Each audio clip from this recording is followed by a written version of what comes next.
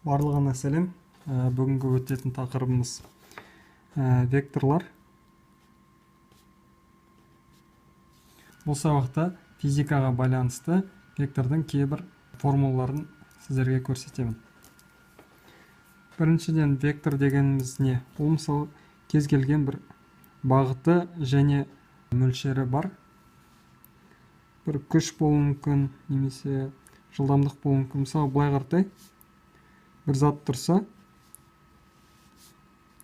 оны былай оңға қаратай бір күш тартып жатыр дейік. Бұл заттың массасы m. Бізге мысалға мына күш ол бізде вектор болып саналады. Ал мына масса ол бізде скаляр.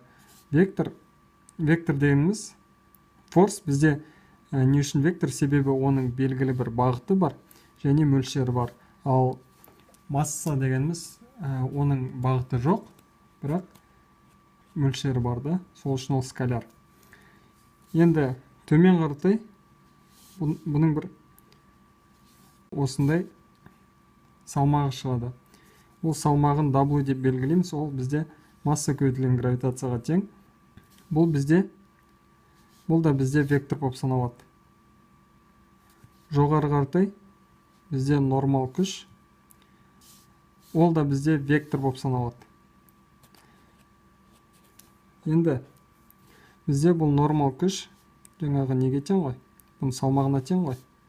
Бұның барлығы вектор. Төбесінде егер бір стрелка болатын болса, бұл векторды білдіреді. Масса көбейтілген гравитация. Гравитация ол бізде, қателеспесем, ол да вектор болу керек. Енді векторларға не жатады? Жылдамдық жату мүмкін. Жылдамдықтың екі түрі бар. Мысалға, ағылшынша біз speed және velocity деп айтамыз. Ол speed дегеніміз ол жай ғана мөлшерін білдіреді. Ода мынандай стрелка жоқ мынау сияқты. Ал мына velocity ол векторды береді. Енді мысалы қараңыздар. Былай қаратай, бір күш әсер етсе, форс 1. Былай қаратай, бірінші күш F1 және екінші күш F2. Бұл екеуінің бір ортақ күші болады. Былай қаратай әсер етіп жатқан сияқты. Екеуінде бір осындай F ортақпен алмастырсақ болады. Мынау бізде сонда F ортақ тең болады F1 қосылған F2-ге.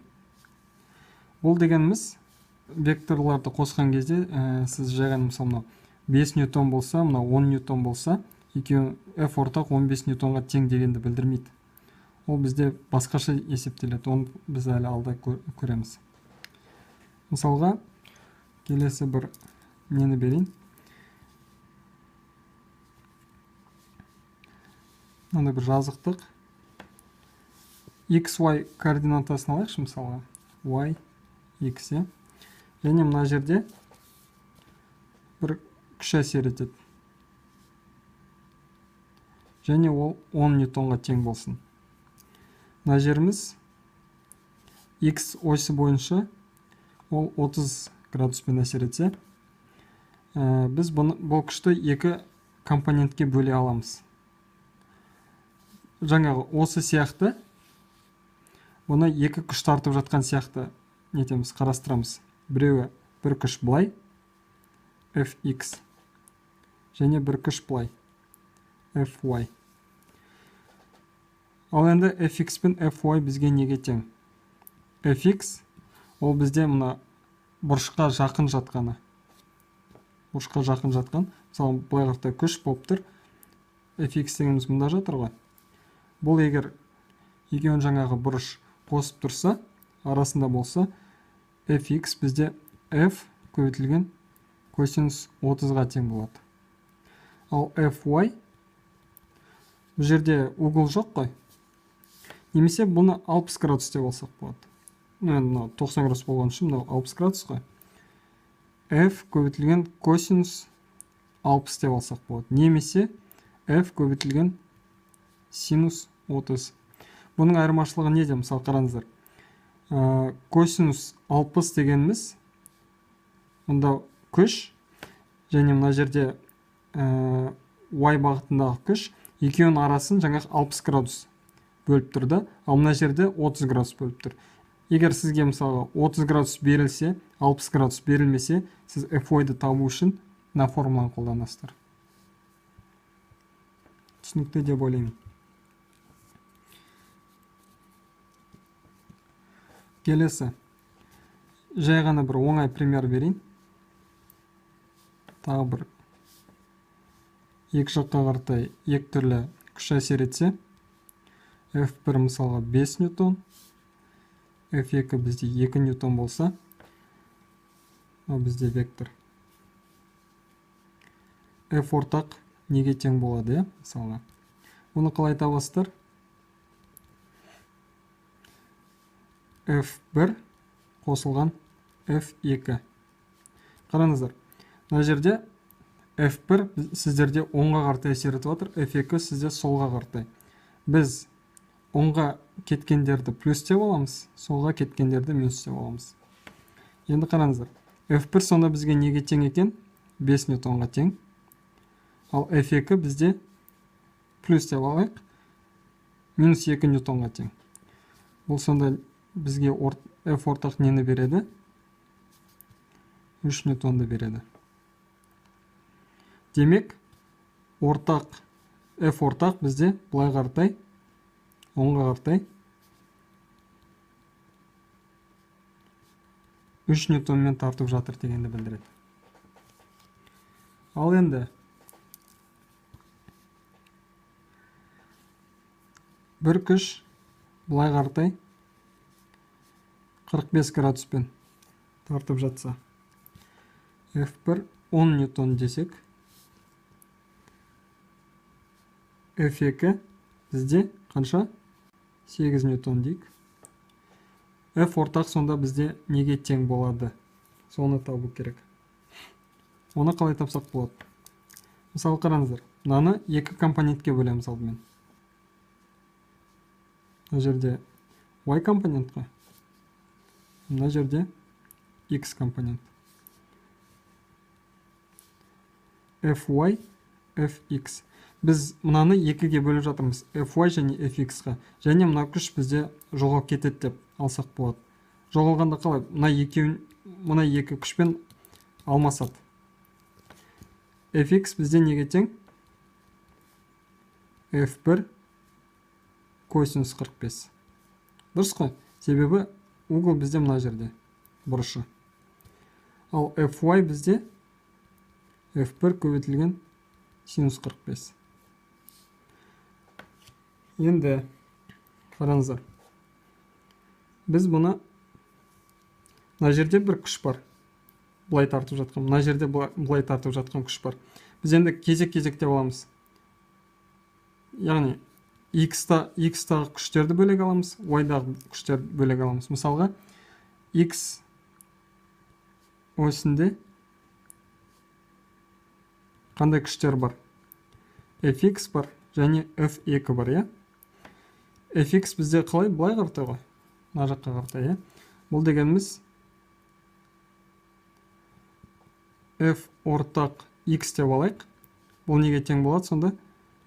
Fx қосылған F2-ді. Fx-ті біз білеміз. Мысалы қараңыздар, мына жерден бұл бізге жуықтап алғанда 7 ньютонды береді. Мынау да бізге 7 ньютонды береді. Жуықтап алып отырмын. Енді қараңыздар. Fx бізде біз білеміз 7 ньютонды.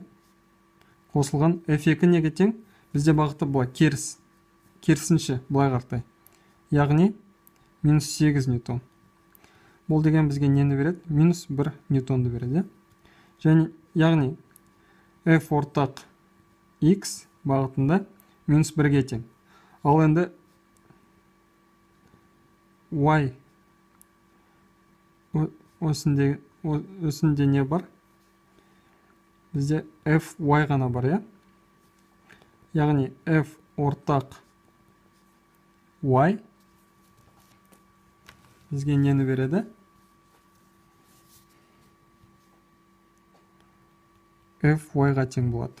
Бұл дегеніміз 7 ньютон. Енді қараңыздар. Бізде не бар? X бағытында былай қаратай 1 ньютон бар.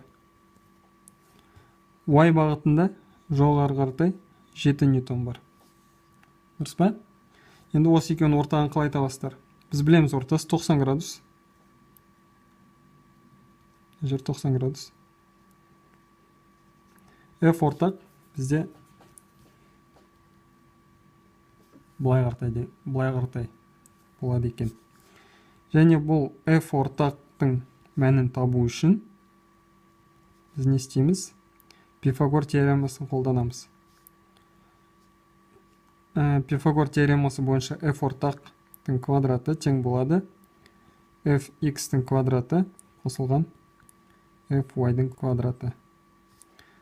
F ортақ x-тің квадраты және F ортақ y-дың квадраты. F ортақ x бізде мені -1, -1-дің квадраты 1, қосылған F ортақ y-дың квадраты 7-ның квадраты. Бұл дегеніміз бізге 49, 1, 50-ді береді. Яғни F ортақ неге тең? Квадраты ғой. Түбір астындағы 50 болады. 50 ньютон. Сонда бұның бағыты былай қаратай және 50 ньютонды береді. Ал енді мына жердегі градусты табу үшін біз не істейміз? Жай ғана тригонометрияны қолданамыз. Мысалға, тангент альфа деп алсақ, мына углды альфа деп алайық. Бұл дегеніміз қарама-қарсы катетті бөлеміз жанама катетке. Бұл дегеніміз 7 бөлінген 1.